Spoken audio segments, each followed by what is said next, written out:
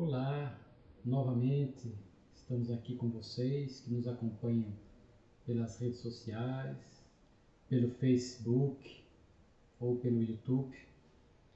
É com muita alegria que damos seguimento ao estudo cronológico da Revista Espírita do nobre Allan Kardec. Hoje nós vamos estudar a Revista Espírita de março de 1859. No mês de março, a revista está com 9 artigos. Como de hábito, nós vamos aqui desenvolver 3 itens, 3 tópicos da revista com mais tempo ao final. E é interessante que nós já chamamos a atenção que esses 3 tópicos separados, eles se referem a comunicações espirituais. Kardec entrevistando os espíritos. E quanto aprendizado nós podemos ter, amealhar nessas comunicações espirituais, nessas que estão na Revista Espírita e que estão em outras obras do Espiritismo, ou aqueles que frequentam a reunião mediúnica, e ali há a possibilidade desse intercâmbio com os bons espíritos. Na Revista Espírita merece destaque a grandeza, a pedagogia de Allan Kardec, porque ele sabia muito bem conduzir uma entrevista. As suas perguntas, a forma como ele desenvolvia a temática, o que ele buscava extrair do espírito para melhor entender os princípios da doutrina, as leis de Deus, coletar informações úteis para o nosso progresso, para o nosso aprendizado. Então não eram perguntas movidas por mera curiosidade, algo fútil, algo que não tivesse utilidade para a nossa iluminação. Então, isso nós vamos perceber nessas 3 entrevistas, comunicações espirituais que abordaremos ao final. Mas, como mencionamos, são 9 artigos. Kardec começa a Revista Espírita com um artigo sobre um estudo sobre os médiuns. Repito, conforme já fiz em estudos anteriores, era uma época que a mediunidade estava muito intensa, ainda não se tinha tantas informações como nós temos hoje a respeito da mediunidade, do fenômeno, de forma que Kardec, nesse começo de Revista Espírita, ele vai aproveitar e muito para poder estudar essas questões da mediunidade, até porque estamos em março de 1859. Quase 2 anos após, viria o Livro dos Médiuns. Então Kardec estava procurando buscar informações sérias e profundas em torno da mediunidade para que pudéssemos exercer a mediunidade de forma equilibrada. Essa relação do homem com o espírito sempre existiu. O espiritismo trouxe ética, disciplina, coerência, afastando mitos e fantasias. Então Kardec começa com esse artigo sobre o estudo sobre os médiuns. Ele começa conceituando, dizendo que o médium é o intérprete das comunicações espirituais. O médium é aquele que está no meio, é o intermediário, recebendo de diversas formas as informações dos espíritos. De forma que Kardec chega a dizer, por isso é importante estudar o médium, a mediunidade, e tudo aquilo que interessa direta ou indiretamente a essa relação da criatura humana com os espíritos, porque muitas coisas podem influenciar a mediunidade.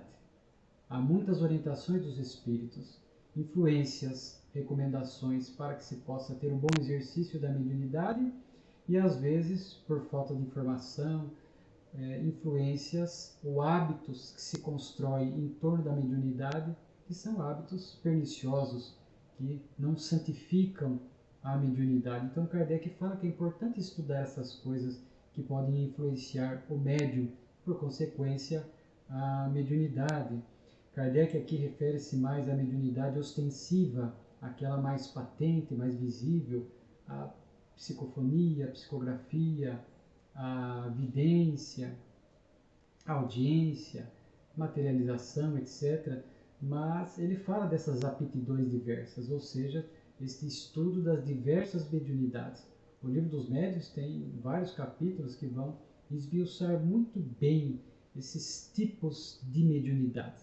E Kardec chega a mencionar e usar como parâmetro nesse estudo, assim como ele fez em alguns momentos de O Livro dos Médiuns, usando como ponto principal a mediunidade da psicografia, porque era a mais comum àquela época. Então ele chega nesse estudo sobre os médiuns a usar como parâmetro a psicografia, falando que ela pode ser mecânica, quando há esta aptidão orgânica e o médium mecânico, a mão escreve sozinha, sem que ele dê qualquer impulso, é um movimento automático, involuntário. O médium não tem nem conhecimento daquilo que está escrevendo, ele pode estar muitas vezes conversando ou pensando um outro assunto e a mão está sendo movimentada pelos espíritos, escrevendo outra coisa, outro assunto. Neste artigo, ainda Kardec está, como eu falei, esboçando esse estudo inicial, este contato com a espiritualidade. Ele não fala da semimecânica, mas ele comentará no Livro dos Médiuns depois, porque coletará essas informações dos espíritos, quando é um meio termo, porque neste artigo da revista do mês de março de 59, ele fala da intuitiva. Então, quando é o médium, ele capta o pensamento do espírito e escreve por conta própria. Às vezes ele vai usar até palavras mais próprias que ele tem costume usar. Ele vai transmitir a ideia do espírito. E muitas vezes, com mais experiência, ele vai ficando cada vez mais fiel, mesmo na intuitiva, àquilo que o espírito quer trazer. Às vezes usando até palavras próprias do espírito, interferindo o mínimo possível. Sempre há interferência, sempre há um grau de animismo, mas interferindo o mínimo possível. Kardec fala que a intuitiva ela precisa de um exercício frequente. É a experiência que fará com que o médium possa distinguir o seu pensamento do pensamento do espírito. É muito comum ainda hoje os médiuns iniciantes, começando em reunião mediúnica, trazem essa dúvida, esse dilema perfeitamente compreensível. Somente com o tempo ele vai aprendendo a sentir a presença do espírito, a fazer esta captação de ideia, distinguir o que é seu, o que é do espírito. Isto virá com o tempo, com o estudo. Mas há esta semimecânica quando há um leve impulso na mão, há um leve impulso no movimento da mão e ao mesmo tempo ele tem consciência daquilo que ele está recebendo. Então, semimecânica. Então Kardec faz esta observação e dizendo que sempre há uma faculdade primordial. Por mais que o médium seja portador de diversas faculdades mediúnicas, acredito que até já comentamos isso, há uma que predomina. E essa que predomina, cabe a ele desenvolver, se aprimorar. E Kardec fala, não adianta que o médium querer abdicar da mediunidade, ele até pode, em seu prejuízo, é claro. Abdicar da mediunidade, não desenvolver a mediunidade, é uma oportunidade que ele desperdiça. Porque ele veio com esse planejamento, com o corpo, com a glândula pineal, o sistema nervoso central próprio para esse tipo de faculdade. E que ele também não fique querendo outra. Às vezes é médium psicógrafo, fala, eu queria ser médium vidente. É médium vidente, fala, eu queria psicografar. Então, às vezes a pessoa quer uma outra mediunidade diferente daquela que ela tem. Mas é importante que ele saiba que aquela mediunidade que ele tem é aquela que é útil para a atual reencarnação. É aquela que ele tem que estudar, desenvolver, aprimorar, tornando-se um bom instrumento na mão da espiritualidade.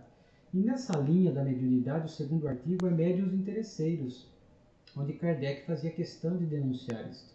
Porque Kardec fala muito que nós não podemos confiar nos espíritos, porque há espíritos ainda de má índole, espíritos ignorantes, que querem enganar, se divertir, e havia médiuns também interesseiros. E espíritos inferiores com eles se identificavam, se afinizavam, e porque queriam fazer da mediunidade uma profissão. Havia aquelas chamadas consultas pagas, talvez até hoje ainda exista, onde a pessoa cobra pela faculdade mediúnica, cobra por uma consulta espiritual, cobra por uma cura espiritual. E Kardec já faz este alerta destes médiuns interesseiros. A mediunidade ela é sagrada e veio de graça. Então é aquela frase famosa, dai de graça o que de graça recebesse. Então o médium não tem que ter nenhum interesse econômico ou qualquer tipo de interesse de obtenção de favores, de facilidades por aquilo que ele oferta pela mediunidade. E esse médium, dessa forma, naturalmente que com o passar do tempo, os bons espíritos deixam de assistir quando ele passa a ser interesseiro, passa a querer cobrar, perde esta sintonia com os benfeitores e vem espíritos inferiores que tomam o lugar, estabelecem sintonia com este médium. E muitas vezes a faculdade vai perdendo qualidade, é nítido, mas o médium não percebe. Né? E aí ele acaba, para não perder a clientela, os favores econômicos ou outros tipos de favores, cria-se a fraude, ele começa a simular o fenômeno para manter o ganho material. Então, há que se ter muito cuidado. Neste artigo que está, Kardec comenta aquela frase de São Luís, que foi dita numa reunião da Sociedade Parisiense, um alerta de São Luís, que depois, se não me falha a memória, também está reproduzido em O Livro dos Médiuns, evoca um rochedo e ele vos responderá. Ou seja, o médium, se chamar os espíritos por esses interesses inferiores, virão. Sempre há espíritos que virão movidos pelo desejo de divertimento, por causar sofrimento, causar desordem, virá. Né? Então, essa frase de São Luís diz isso: evoca uma pedra e ela vos responderá. Ou seja, sempre que a gente criar essa relação doentia com o mundo espiritual, haverá espíritos inferiores que virão.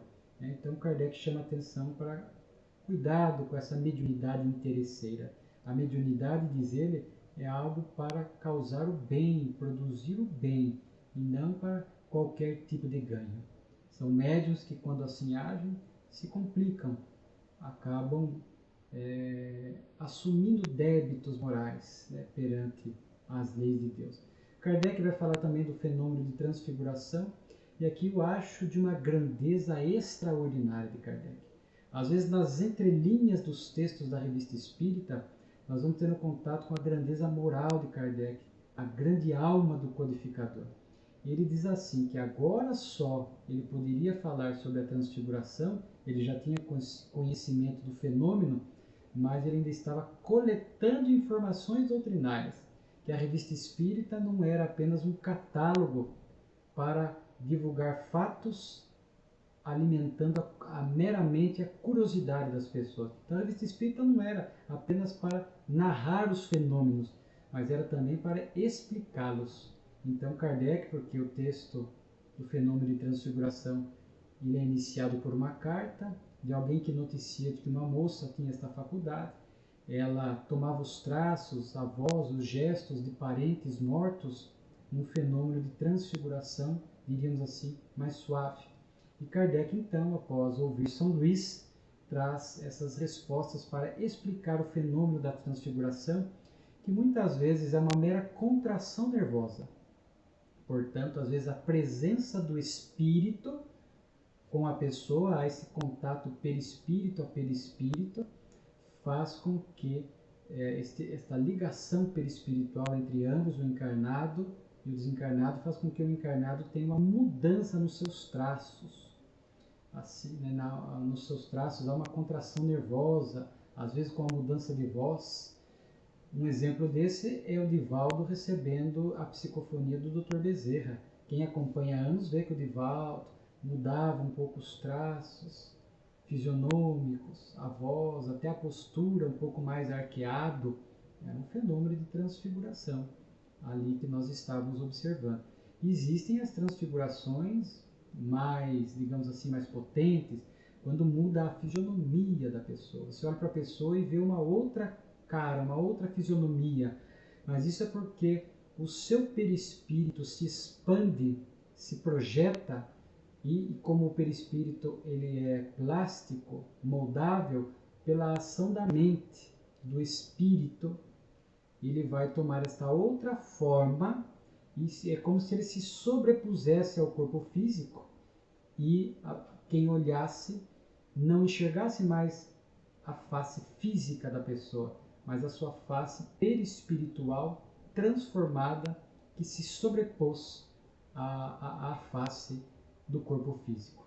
Então acontecem esses fenômenos de transfiguração mais intensas, e aqui também é o perispírito, papel do perispírito que explica esse fenômeno de transfiguração. Então há essas duas formas, e há gradações, variações de transfiguração, como Jesus no Monte Tabor, a transfiguração de Jesus, e ali é uma transfiguração interessante porque é como se o perispírito do Cristo se projetasse, se sobrepusesse ao corpo físico e aí revelasse a sua grandeza espiritual, a sua luz. Foi o que aconteceu.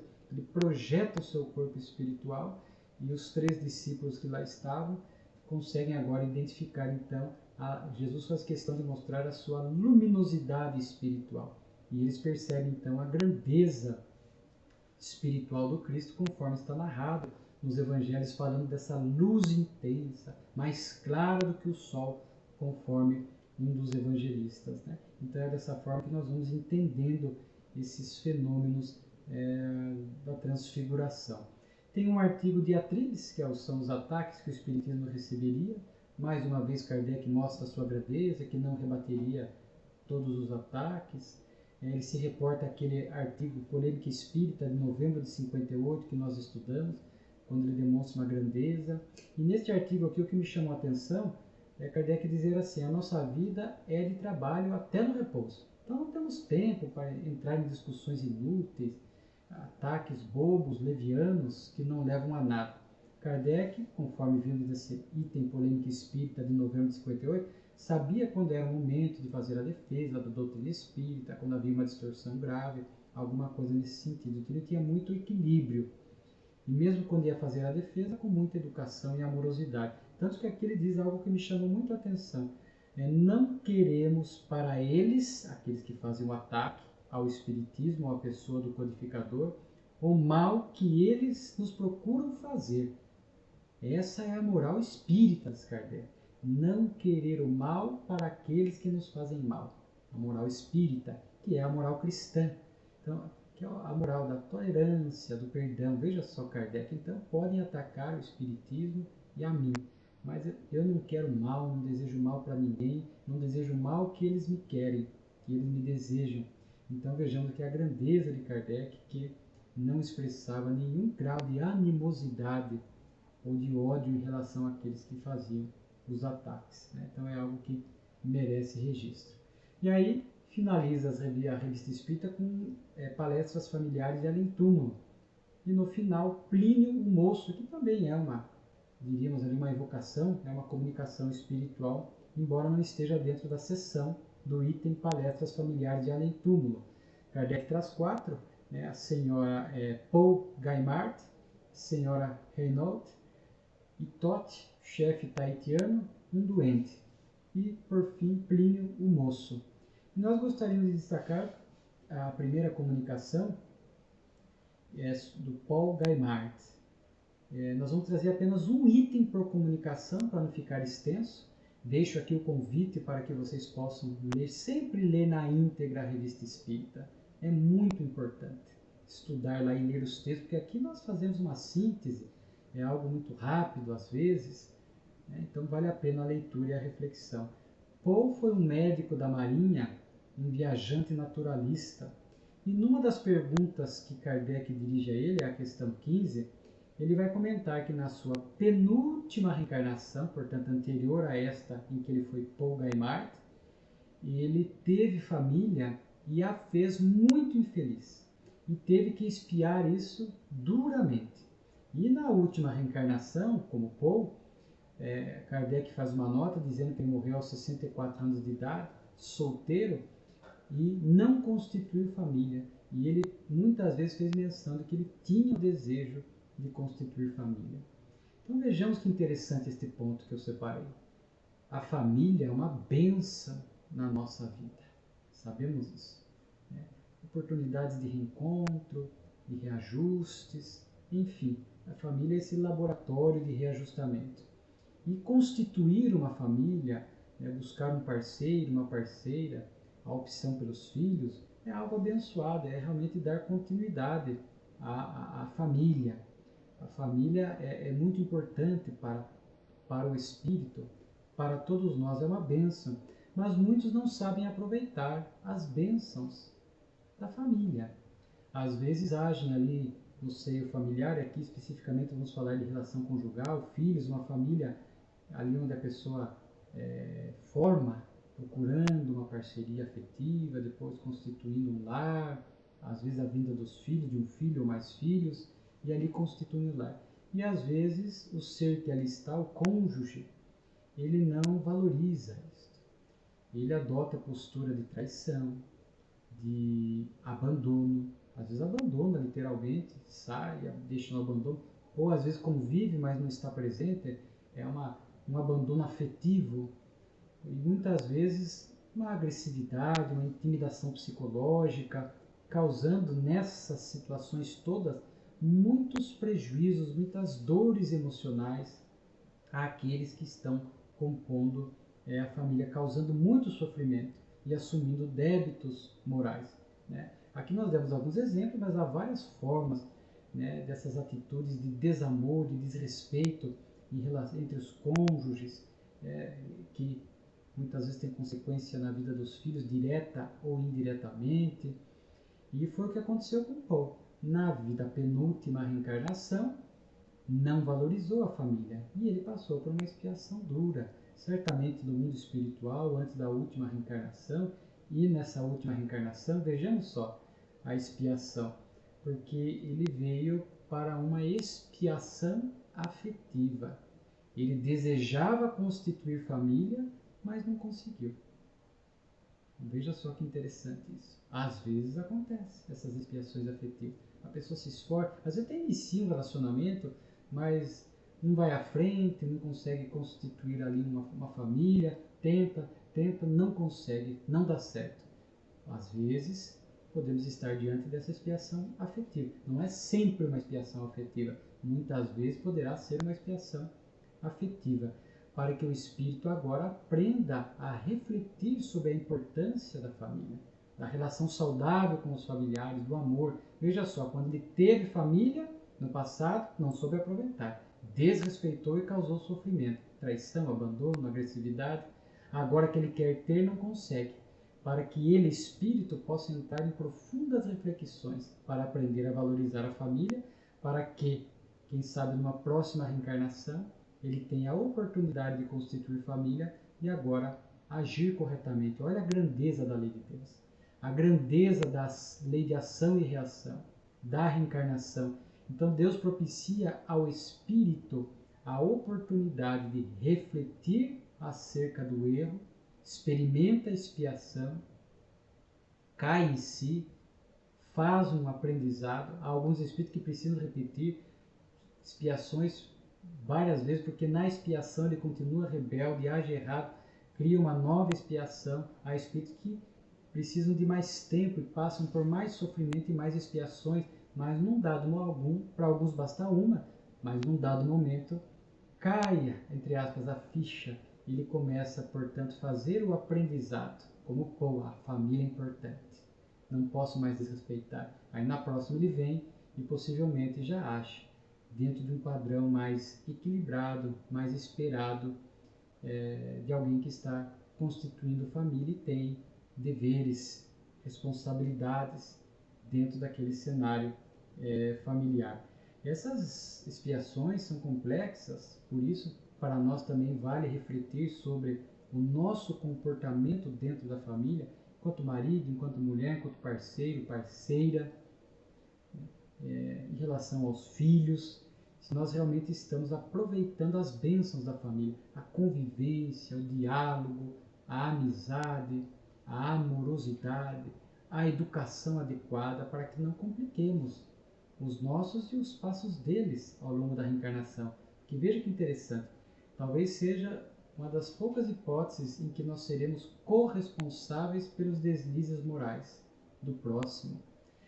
Eu trago à tona um capítulo do livro Ação e Reação, de Chico Xavier, pelo espírito André Luiz, chama-se Resgate Interrompido, é o capítulo 14, estou aqui confirmando, onde ali Ildeu e Marcela eram o casal, mas Ildeu começa uma relação extraconjugal, traição, com uma outra moça, com uma Amara, e aí ele acaba abandonando a família. Ele pensa até em matar a esposa, mas não consegue, há uma intervenção espiritual, ele não consegue, mas ele acaba promovendo ali o divórcio através da traição, porque muitas vezes essas traições, abandonos, agressividades acabam culminando no divórcio. Mas mesmo quando não culminam, causam prejuízos graves na vida daqueles familiares. E ali o livro Ação e Reação fala resgate interrompido. Então havia uma necessidade deles estarem juntos. Às vezes estamos diante de uma relação que é um resgate. E se a gente age dessa forma, fica interrompido, fica pendente para o futuro. Então é um débito que fica para o futuro. E mais, ali a lição diz assim, se a esposa abandonada, depois diz a esposa traída, a esposa abandonada, os filhos abandonados que sofreram esta ação daquele pai, ou daquele mãe, ou o cônjuge, que causa todo esse sofrimento moral, se a partir dali eles praticam deslizes morais que estão relacionados a esses traumas emocionais, a esse abandono, a essa traição, aquele que causou tudo aquilo é corresponsável por esses deslizes morais. Então veja o quanto, à luz da reencarnação, da lei de ação e reação, a partir do conhecimento espírita, o quanto não vale a pena causar qualquer tipo de problema e inconvenientes morais dentro da família. Que a gente possa se esforçar, apesar de termos defeitos, é natural, as dificuldades, mas fazemos o melhor que podemos para que aquela convivência familiar seja positiva, ainda que tenha um pouco de altos e baixos, mas que a gente possa se esforçar para ir melhorando, ir equilibrando aquela relação, para que haja mais coisas boas, positivas do que coisas ruins, jamais fazendo a opção pela traição, pelo abandono e pela agressividade, porque senão, a partir dali, se o cônjuge ferido ou o filho, a partir daquele deslize moral nosso, acaba se complicando na reencarnação e as suas atitudes que têm conexão com esse deslize moral sejam atitudes também infelizes, nós seremos corresponsáveis. Então é um alerta. Então a gente vê aqui que essa questão do Paul nos remete a essa questão da expiação afetiva. Mas nem todos que não conseguem constituir família no hoje significa que seja expiação afetiva. Me recordo de algumas lições, se não me falo, era do espírito Camilo, Teresa de Brito, que escrevem muito sobre família, através da mediunidade do Raul. Às vezes são espíritos muito duros de coração, duros de sentimento, frios, extremamente egoístas e tornam-se inaptos para uma relação familiar saudável. Então é aquela pessoa que é muito possessiva, só pensa nela, ela é muito fria emocionalmente e às vezes o outro percebe, ou a outra percebe.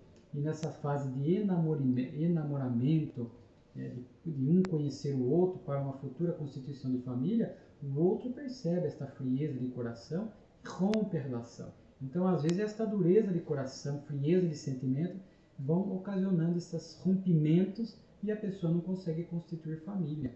Aí não é expiação afetiva, aí são as suas dificuldades morais que impedem. Então, cabe à pessoa fazer uma leitura e procurar se tornar, combater o egoísmo, se tornar mais amoroso, mais dócil, para que possa estabelecer uma relação saudável com o próximo, com o outro. Né? E não podemos descartar também aqueles que recaem com missões em áreas científicas, às vezes em áreas religiosas, quando a pessoa tem que ter uma vida de dedicação exclusiva para o próximo, para a sociedade.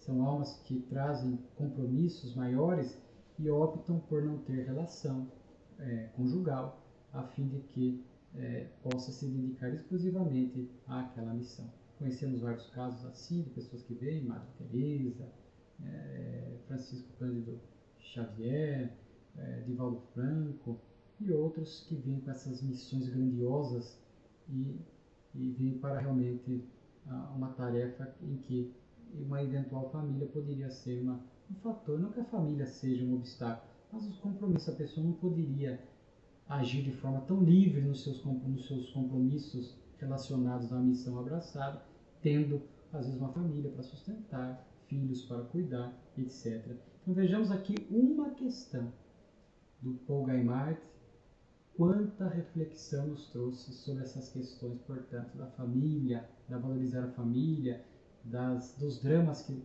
causamos em família, das expiações decorrentes disso são verdadeiros alertas para nós.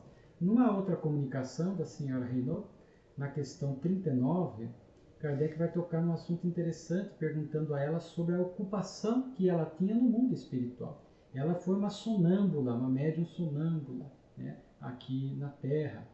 Então, ela mantinha essa relação com os espíritos através do sonambulismo, recebia orientações médicas, inclusive, e ao que parece, com isso ajudava muitas pessoas. Então, ela teve facilidade de adaptação ao chegar na pátria espiritual, após a desencarnação, porque ela já tinha esta relação com os espíritos, ajudou muita gente.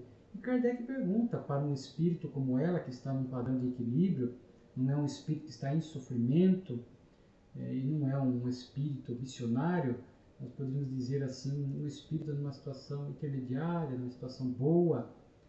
E ela diz que a ocupação dela, ela diz assim: tenho algumas, instruir-me e frequentemente participo de sociedades dos que sabem mais do que eu, são melhores do que eu, para que eu possa aprender. Para descansar, faço bem, para que possamos, ou para que eu possa atingir uma felicidade maior. Não temos as necessidades materiais para satisfazer. A nossa vida aqui gira em torno do nosso progresso moral. Então veja só, nós já estamos falando de ocupações, de regiões do mundo espiritual, que já não são as regiões umbralinas e as regiões das trevas que nós conhecemos na literatura espírita. Já são regiões mais equilibradas, né? E é claro que não há privilégio, ela construiu este mérito, né?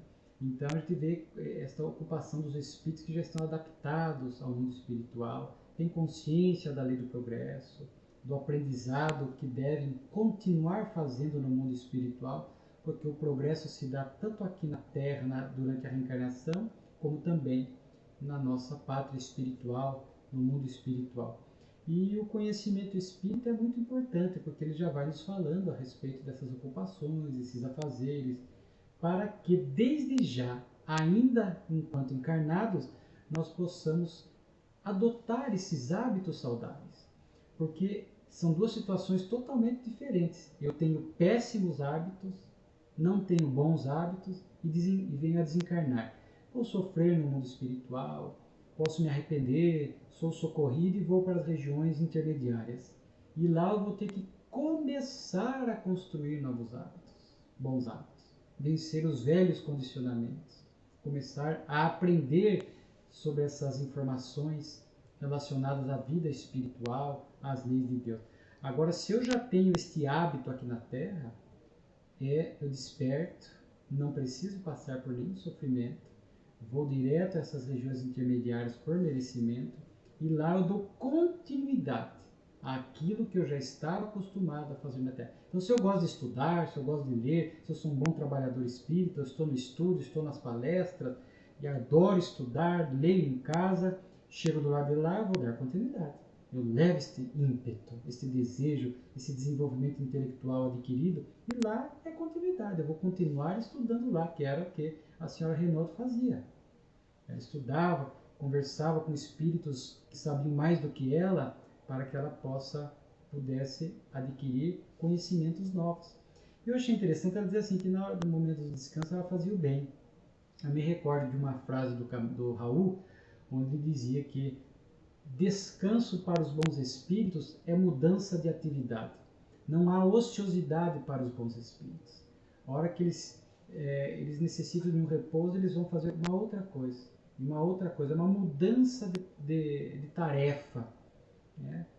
Para que a mente possa também perpassar por outras questões. Para eles isso significa repouso. Então era no momento do descanso eu fazia o bem. E há inúmeras formas de fazer o bem no mundo espiritual. Visitando as regiões de sofrimento, acolhendo aqueles recém-chegados nas colônias ou nas cidades onde nós estamos, mas eu tenho que estar acostumado, é muito mais fácil a nossa adaptação. Se aqui a gente já é preocupado com o próximo, a gente faz de tudo para servir, a gente pratica caridade, nós somos solidários, então facilita muito a nossa adaptação, né? Então vejam que ela fala que aqui o objetivo era atingir essa felicidade maior. Então vejamos o conceito de felicidade para esses bons espíritos. é o estudo, é a prática do bem. E como ela diz aqui, não temos nem as necessidades materiais para satisfazer. Veja só. Então, a nossa felicidade, o verdadeiro conceito de felicidade é esse. É o desenvolvimento intelecto, moral. O livro dos Espíritos é uma questão. O que é felicidade para os bons espíritos? O conhecimento de todas as coisas e os sentimentos ajustados. Então é isso que a senhora Reinaldo está nos ensinando, para que nós já possamos ter este conceito correto de felicidade, possamos já estudar, aprender, ter a sede do saber e praticar o bem, que daí é um hábito. Nós já estamos construindo a nossa iluminação espiritual, dando passos largos na direção do progresso. Despertamos lá, colhendo os frutos daquilo que nós fizemos na Terra, em regiões intermediárias, boas, agradáveis. E logo nos adaptamos e logo continuamos a estudar, continuamos a aprender, continuamos a ajudar aqueles que sabem menos do que nós, ajudar aqueles que estão em sofrimento. É muito mais fácil dar continuidade lá àquilo que nós já estamos acostumados a fazer aqui, do que do lado de lá ter que se arrepender, sofrer, começar a construir novos hábitos. É possível. A lei de Deus é de infinitas possibilidades. O Pai é amor imenso, mas é muito melhor levar esses hábitos já edificados, construídos, ainda que não seja algo pleno, ainda que tenhamos alguns defeitos, algumas lutas é naturais, mas se já temos esse esforço, né, já estamos neste caminho, já reconhecemos esse caminho, estamos praticando, se não todo o bem, algum bem, querendo cada vez praticar mais, e a desencarnação chega, nós chegamos num outro estado no mundo espiritual. E ela fala que não temos as necessidades materiais. Lá, nessas regiões mais equilibradas, não tem. Nas regiões inferiores, os espíritos ainda ficam apegados a essas necessidades materiais. Ficam vinculados a nós, aqui à Terra, para tentar atender através da obsessão essas necessidades materiais, o vício do álcool, da droga, do sexo, por exemplo. Então aqui a gente já vai procurando também a esse desapego das necessidades materiais. Não que não possamos ter coisas materiais. Alimentar-se faz parte, repousar faz parte. Não é? A própria, nós falamos de família agora há pouco, a vida sexual faz parte. Mas tudo equilibrado, tudo pautado pelo equilíbrio, pela amorosidade. Mas a gente vai deixando de lado as ambições ilusórias, vamos deixando de lado as ambições doentias, o consumismo desenfreado, o descanso exagerado, a ociosidade, a inutilidade, e passamos a fazer o bem e ser útil. Tal vida, tal morte, já nos foi dito. Então essa questão da senhora Reinaldo nos remete a essa questão. E por fim, para encerrar, o último artigo da Revista Espírita, Plínio o Moço. Kardec transcreve a carta 27 dele. Ele foi um grande orador, jurista, político, e na época de 64 depois de Cristo até 114 depois de Cristo, ele viveu nesse período e ele teve contato com o imperador Trajano, escreveu muitas cartas, são 240 e poucas cartas que ficaram famosas, e tem esta carta 27 que Kardec transcreve porque ela relata alguns fenômenos de aparição espiritual. E em algumas cartas, somente nesses diálogos com o imperador Trajano, ele fala do cristianismo. E é tido este Plínio, o Moço, algumas dessas cartas são tidas como documentos históricos que comprovam a existência de Jesus e do cristianismo. Claro que para nós não é novidade, mas há alguns que contestam ainda a existência de Cristo, e do cristianismo. Então, para esses que contestam, são documentos do Plínio o Moço, válido, assim como alguns outros historiadores da época que relatam a realidade de Jesus, que para nós não há dúvida alguma. Mas Kardec o evoca, e na questão 13 eu achei interessante porque ele compara aquela época com essa, e ele vai falar a respeito que ainda há muito dinheiro, apego ao dinheiro e egoísmo, e isso causa muito sofrimento. Então ele enfatiza a questão do dinheiro e do egoísmo. E ele diz algo assim: nós, os espíritos, ainda nos manifestamos para vos aproximar dos princípios do Cristo, porque ainda não compreendeis. Ou seja, nós temos 2000 anos de Jesus. mas ignoramos, esquecemos, distorcemos, não vivemos. E os Espíritos se comunicam conosco, os bons, com este afã, com este objetivo de chamar a nossa atenção para os ensinamentos do Cristo, para a necessidade da vivência dos ensinamentos do Cristo. Bastava o Evangelho, bastava o Cristo para que nós pudéssemos nos transformar em almas equilibradas, almas verdadeiramente felizes, caridosas, mas ainda trazemos o egoísmo. O dinheiro aqui é o apego aos bens terrenos, o valor que nós damos às questões transitórias da terra, prazer pelo prazer, conforme falamos, o consumismo, né? O materialismo. Mas o Espiritismo, Jesus já sabia dessas nossas possíveis dificuldades que se concretizaram. Por isso ele fala do Consolador.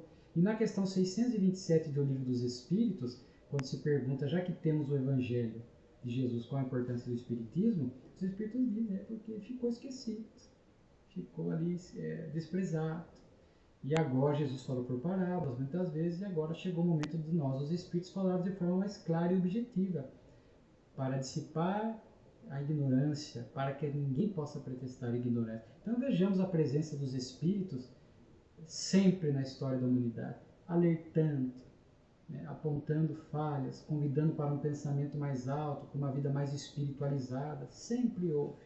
E ainda há, porque ainda nós trazemos muito egoísmo, muito apego. Né? A gente só pensa em nós, o que é bom para nós, o que eu ganho com isso, o interesse pessoal em detrimento do próximo, o dinheiro, o bem, o apego, a importância que ainda nós damos à imagem, ao destaque, ao poder, essas questões transitórias da Terra, complicando a nossa reencarnação. E aí estão os espíritos, não só através do espiritismo, naquela época, mas ainda hoje, através dos médiuns, Divaldo Franco, Raul, muitas obras espíritos, sempre fazendo alertas e alertas para que a gente possa pensar melhor, superar o egoísmo, que é este vício mais grave, que a partir dele se derivam todos os outros defeitos, conforme está aí no Livro dos Espíritos, deixar de lado o apego, o mau uso do dinheiro, porque o problema não é o dinheiro em si, é o mau uso, é o apego doentio, esta vida vazia que a gente leva,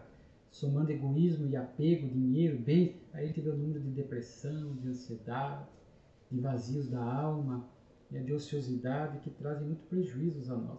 Então este alerta do Plínio Moço é muito útil.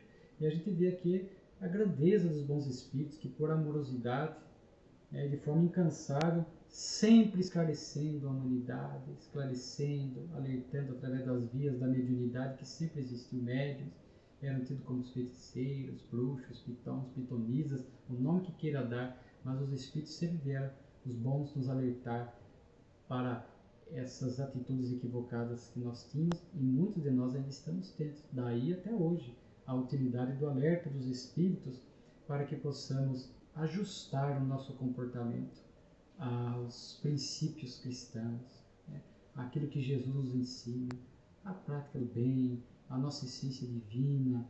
Somos espíritos imortais, em trânsito pelo corpo, não somos o corpo, aqui com o objetivo desse desenvolvimento intelecto-moral. Então a vida é realmente uma bênção para nós. Como disse a senhora Reinaldo na comunicação anterior, a verdadeira felicidade é a paz de consciência, é a prática do bem, é a plenitude, é o aprendizado saudável, os hábitos saudáveis. É isso que nós estamos precisando. A era de transição está nos chamando para isso, está nos chamando para esse patamar de pensamento crístico, porque o caminho que Jesus nos deixou é o único caminho para a nossa real felicidade.